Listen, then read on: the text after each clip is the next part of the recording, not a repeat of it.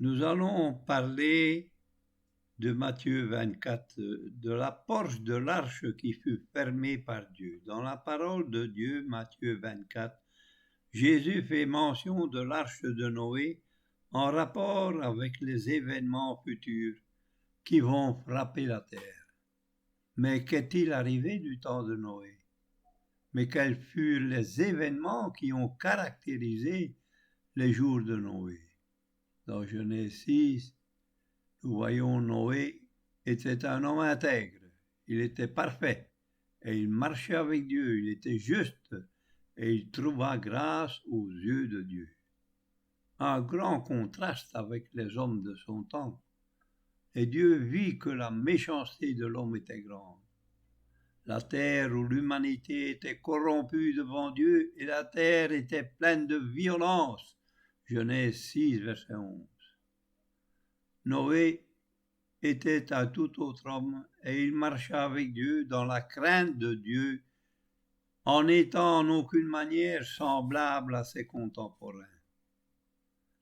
Marcher avec Dieu, qu'est-ce que cela signifie? Il y a dans la Bible plusieurs exemples de gens qui durant leur vie marchèrent avec Dieu, et pour ne citer qu'un exemple, nous trouvons Enoch. Marcher avec Dieu, c'est marcher selon le conseil de Dieu, et non pas sur le conseil de ce monde dans lequel nous sommes. Enoch marcha 300 ans avec Dieu, et il ne fut plus, car Dieu le prit, Genèse 5, verset 24. Ainsi aussi fut Noé qui exécuta tous les commandements de Dieu qu'il avait reçus pour la construction de l'arche et être sauvé du jugement divin, Genèse 6, verset 22. Vu les circonstances dans lesquelles le monde vivait, Dieu ne peut que châtier ce monde. Il en sera de même lors de la venue du Seigneur. Tous ceux qui auront répondu à l'appel du Seigneur, ils seront enlevés et épargnés du jugement divin.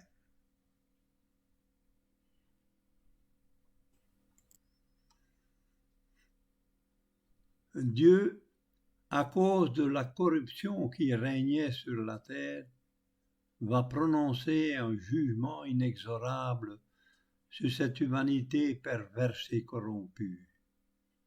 À cause de cela, Dieu va se repentir d'avoir fait l'homme, et il va le détruire ainsi que tout ce qui vit sur cette terre, ciel et mer.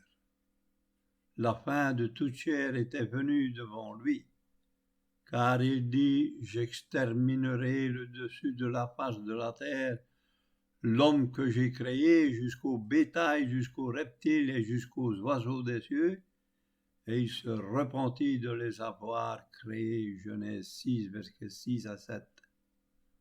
Voilà ce que le péché et l'orgueil d'Adam ont produit. La colère de Dieu sur ce monde. Jésus prononce le même jugement dans Matthieu 24, versets 37 à 40. Et comme au jour de Noé, l'on mangeait, l'on buvait, on se mariait et on donnait en mariage, jusqu'au jour où Noé entra dans l'arche, et ils ne s'aperçurent de rien, jusqu'à ce que le déluge vint et les emporta tous. Pourtant, ils avaient un avertissement en voyant Noé construire une arche. Nous sommes aujourd'hui dans ces temps fâcheux, semblables à ceux du temps de Noé, où la méchanceté et la violence étaient sur la face de cette terre. Comme au temps de Noé, les hommes ne se souciaient pas de ce qui allait arriver. Il en est exactement pareil au jour d'aujourd'hui. Les hommes continuent dans leur incrédulité. Ils continuent à faire bonne chère, à se divertir, à suivre chacun son propre chemin, en méprisant les avertissements donnés par Dieu et ses serviteurs depuis près de 2000 ans maintenant. Et les hommes d'aujourd'hui ne sont pas meilleurs que ceux du temps de Noé, et le jugement est prêt à la porte.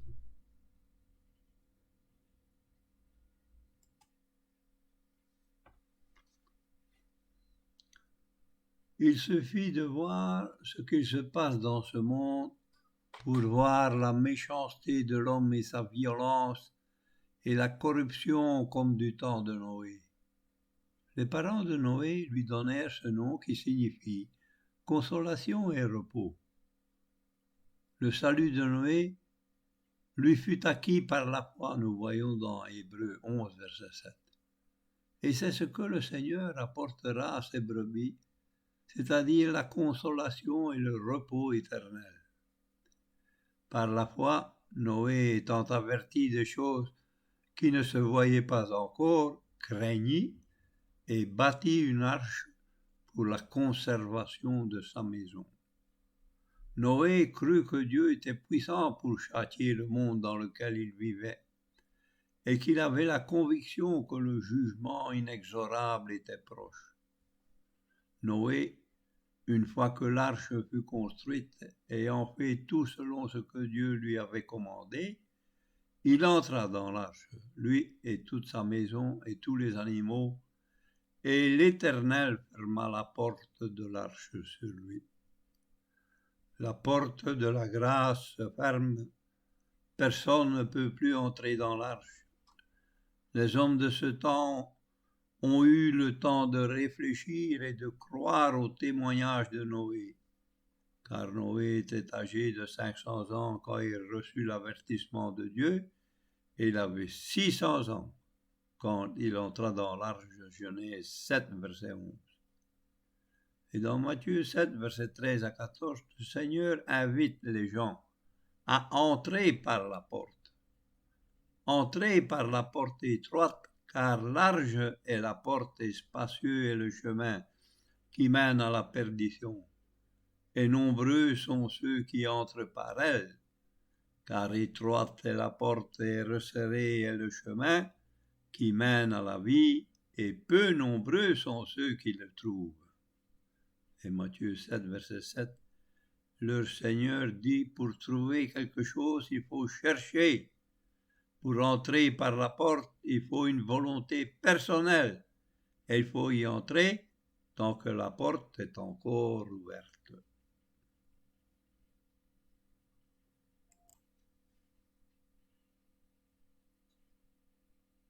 Il est remarquable que dans la Genèse, on voit qu'il n'y avait qu'une porte à l'arche et que personne ne voulut entrer dans cette arche pour être sauvé.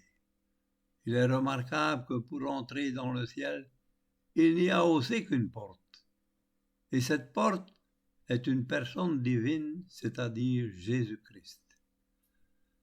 Jésus dit de lui dans Jean 10, verset 7, en vérité, je vous dis que moi, je suis la porte des brebis. Moi, je suis la porte, et si quelqu'un entre par moi, il sera sauvé. Qui sont-ils, ces brebis? Ce sont tous ceux qui ont entendu la voix du berger et qui le suivent. Ce sont tous ces croyants qui ont accepté le salut que Dieu donne. Ce sont ceux qui ont reconnu Jésus comme l'Éternel Sauveur. C'est le nom que Dieu lui a donné et qui signifie en effet Éternel Sauveur. C'est ce berger qui a mis sa vie pour vous et pour moi. Il s'est laissé clouer sur une croix maudite. Il a pris notre châtiment sur lui. Il a payé notre dette au prix de son sang afin de nous sauver. C'est pour cela qu'il est venu dans ce monde. Timothée 1, verset 15, nous dit cette parole est certaine et digne d'être reçue, que Jésus-Christ est venu dans ce monde pour sauver les pécheurs que nous sommes tous, sans exception. Jésus est la porte du ciel. Pourquoi? Parce qu'il n'y a sous le ciel d'autre nom qui soit donné parmi les hommes par lequel nous puissions être sauvés. Il n'y a dans ce monde aucun homme qui soit l'Éternel Sauveur. Jésus se nomme lui-même le portier, et en dehors de lui, il n'y a personne qui soit capable d'ouvrir la porte du ciel. Ce n'est pas les religions, ni homme tout religieux soit-il, ni aucune idole, ni statue, ni l'apôtre Pierre, ni Marie, ni Mahomet, ni Bouddha, ni personne d'autre qui puisse avoir le pouvoir d'ouvrir la porte du ciel. Jésus seul est celui qui ouvre la porte aux pécheurs repentants.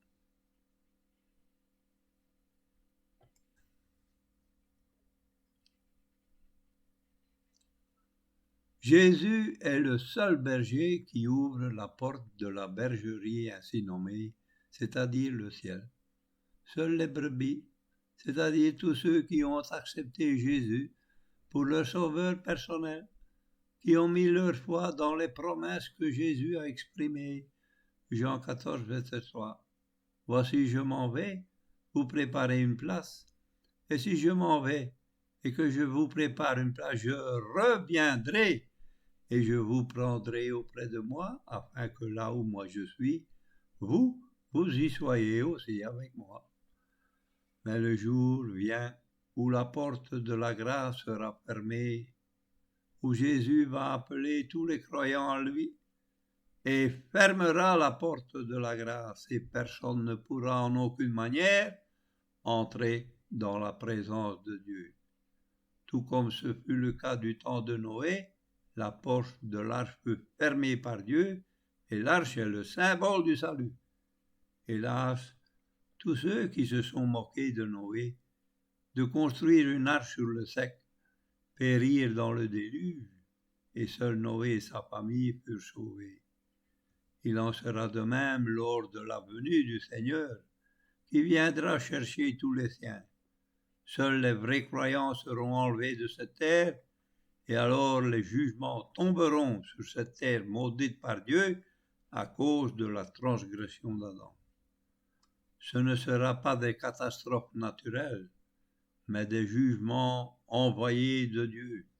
Les incrédules qui se seront moqués des avertissements que Dieu et les croyants auront donnés au travers des siècles, soit à peu près 2000 ans, se retrouveront devant la porte de la grâce que Dieu aura fermée pour toujours.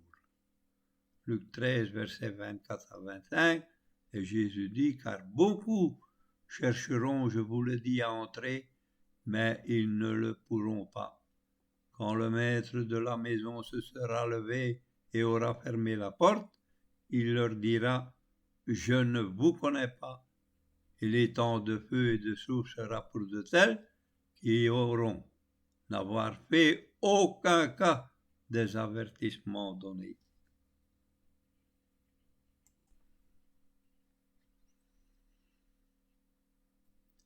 Mais il est encore temps de changer d'avis, car la porte de la grâce est encore ouverte aujourd'hui, et qui peut dire jusqu'à quand? Les gens trouveront beaucoup d'excuses, mais rien ne changera le conseil de Dieu.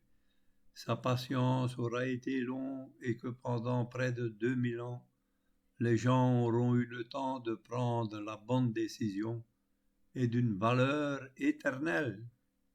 Car Dieu dit dans Deutéronome 30, verset 19, « J'appelle aujourd'hui à témoin contre vous les cieux et la terre. J'ai mis devant toi la vie et la mort, la bénédiction ou la malédiction. Choisis la vie.